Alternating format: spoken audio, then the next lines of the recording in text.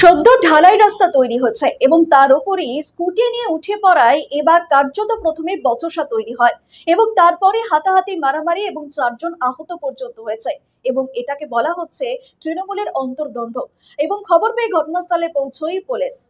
বৃহস্পতিবার নবগ্রাম পঞ্চায়েত এলাকায় একটি রাস্তা তৈরির সময় সেই রাস্তায় স্কুটি চালিয়ে উঠে পড়ে নবগ্রাম পঞ্চায়েতের এক তৃণমূল সদস্য অনিতা বিশ্বাসের নাবালক ছেলে। অভিযোগ, ঘটনাস্থলে আরেক তৃণমূল সদস্যের লোকজন তাকে মারধর করে স্কুটির চাবি কেড়ে নেয়। এরপর নাবালক বাড়ির লোকজনকে ডেকে আনলে দুই পক্ষের মধ্যে শুরু হয় বচসা। তারপরে সেটি রূপ নেয় হাতাহাতিতে। সেখানেই রক্তাক্ত হন পঞ্চায়েত সদস্য অনিতা বিশ্বাসের ভাই। আহত হন আরও 4 জন। আহতদের কানাইপুর স্বাস্থ্যকেন্দ্রে নিয়ে যাওয়া হয়। কৃষ্ণ ঘোষ নামে একজনের অবস্থা আশঙ্কাজনক, তাকে শ্রীরামপুর ওয়ার্স হাসপাতালে পাঠানো হয়। খবর পেয়ে ঘটনাস্থলে যায় উত্তরপাড়া থানার অন্তর্গত কানাইপুর ফাঁড়ির পুলিশ।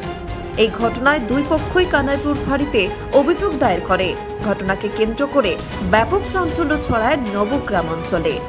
এক স্থানীয় বাসিন্দা জানালেন, এলাকায় রাস্তার কাজ চলছিল, সেই সময় বাইক আরোহী যুবক সেখানে ঢুকে পড়লে তাদের বাধা দেওয়া হয়। এরপরেই হঠাৎই বেশ কয়েকজন মারমুখী হয়ে পড়ে, তাতে উভয় পক্ষের বেশ কয়েকজন আহত হয়েছে।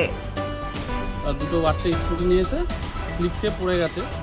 পড়ে যাওয়ার ফলে ওখানে আরও যারা সদস্য ছিল তারা বললো যে এরমভাবে কেউ চালায়, ওদের বান করেছে, তা ওরা এভাবে চালিয়েছে, এসে হামবিটামি করছে বাচ্চাগুলো। এখানে বোর্ড লাগাওনি, এই লাগাওনি, তেনা বলছে, বলে ওরা আবার চাবিটা রেখে দিচ্ছে, দিয়ে ওদের সদস্যরা আবার চাবিটা রেখেছে বাচ্চাদের, যে বাবা মাকে ডেকে নিয়ে। ডাকার ফলে এবার বাড়ির দিকে লোক এসেই কিছু জিজ্ঞাসা না করে গলায় কলার ধরে ওদের মারামারি চালু করে দিচ্ছে। তোরা নাকি কিস্তি কামারি দিয়েছে, এসব বলে নেই, কিস্তি কামারি দিচ্ছে বলে মারামারি চালু করেছে। যাও তো মারামারি চালু করেছে, এবার ওরা হাত চালিয়েছে। চালানোর পরে দুজনের মধ্যে ওদেরও কেটেছে চিরেছে, এদেরও একটু কাটাচ্ছে যাচ্ছে। আমি মাঝখান দিয়ে গিয়ে দুজনকে ছাড়া। ওই যে পার্থ বিশ্বাসের ওফাই গেরা কি বলছে, তারা নাকি হুমকি ফুমকি। ও পার্থদা বলছে যে পাড়া রাত্রে হলে সব জ্বালিয়ে দেবে, এই করবে ওই করবে, সব ছেলে ফেলে ঢুকিয়ে সব মেরে দেবে, এই করবে, সব রেডি থাকতে বলেছে। এটা কাদের বলেছে? এইটা বলেছে সদস্য ভাঙি, মানে ওখানকার যারা রয়েছে তাদেরকে। কি বলেছে? বলেছে পাড়া জালি ফালি দেবে, মেরে দেবে, রাত্রে সব রেডি থাকবে। হ্যাঁ, সবাইকে ছেলেদের সব থাকতে বলেছে, রেডি থাকবে, সব নিয়ে এসে দলবল নিয়ে এসে সব জ্বালিয়ে দেবে, পাড়া এই করবে এসব। ঢালাই রাস্তা তৈরির সময় দ্রুতগতিতে বাইক নিয়ে আসে এক নাবালক ছেলে। সেখান থেকেই তাকে তুলে সতর্ক করা হয় এবং তাকে বলা হয় বড়দের ডেকে নিয়ে এসে গাড়ি নিয়ে যেতে হবে। এরপরেই কৃষ্ণদাস নামে এক ব্যক্তি মারমুখী হয়ে পড়ে। আর হয়েছিল কি, অ্যাকচুয়ালি দুটো বাচ্চা আমি চিনি না, ছোট একদম, আমার কাছে ফটো আছে, আমি দেখাবো। তো বাচ্চা দুটো ওরা কি করেছে, একটা স্কুটি এতটাই স্পিডে ছিল যে কন্ট্রোল করতে পারিনি। আমার রাস্তা সদ্য ঢালাই তখন শুরু হয়েছে, তো ওরা স্কুটি নিয়ে ঢালাইয়ের মধ্যে ঢুকে গিয়ে স্পিড কেটে গেছে। এবার স্পিড কেটে আমার ঢালাইয়ের যেদিকে ওর স্পিড কেটেছে সেই দিকটা উল্টো দিকটাতে বড় ট্রান্সফরমার ছিল। বাচ্চাটা পড়েছে পুরো পোস্টের সামনে, মানে আরেকটু হলে মাথাটা লেগে ফেটে যেত। আমি গিয়ে বাচ্চাটাকে বললাম যে ও তুই এত জোরে যে গাড়িটা চালিয়ে এলি, নতুন ঢালাই রাস্তা হচ্ছে, তুই নিজে পড়ে গিয়ে তো নিজের মাথাটা ফাটতো, তারপর তোর বাড়ির লোক আমাকে ধরতো। আমি ওকে বললাম তুই এরকমভাবে গাড়ি চালিয়েছিস, এত জোরে কেউ চালিয়ে আসে?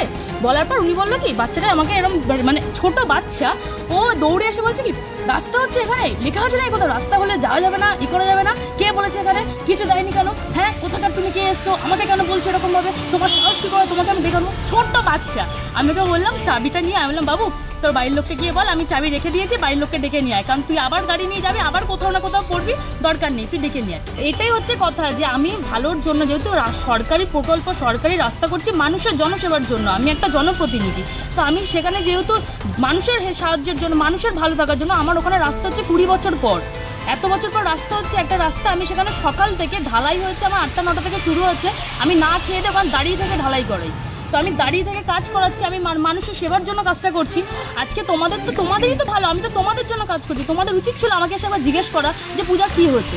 আমার কোনো কথা শুনলো না, এসে মারধর শুরু করলো। মারধর দু এক পক্ষে কথা বলতে বলতে মারধর হতে হতে এরকম হাতাহাতি হয়েছে। কতজন আহত হয়েছে আপনাদের? আমার এখানে 4 জন আহত হয়েছে। কতজন হাসপাতালে? 2 জন ভর্তি আছে। ব্যুরো রিপোর্ট, নিউজ বর্তমান।